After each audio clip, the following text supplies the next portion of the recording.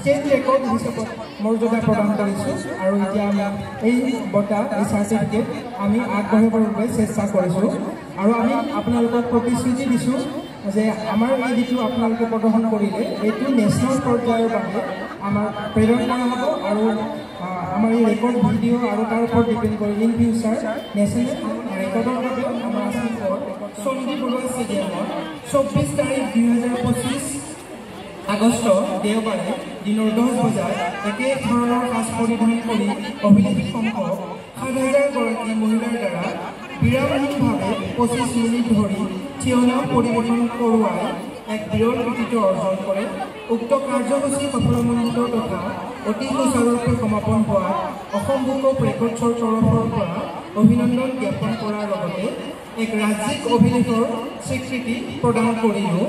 উক্ত অনুষ্ঠানৰ সফল ৰূপায়ণৰ বাবে উদ্যোক্তা আৰু সমূহ কৰ্মকৰ্তা শুভাকাংক্ষী তথা হাউলিবাসী ৰাইজৰ প্ৰতি আন্তৰিক কৃতজ্ঞতা জ্ঞাপন কৰিছোঁ।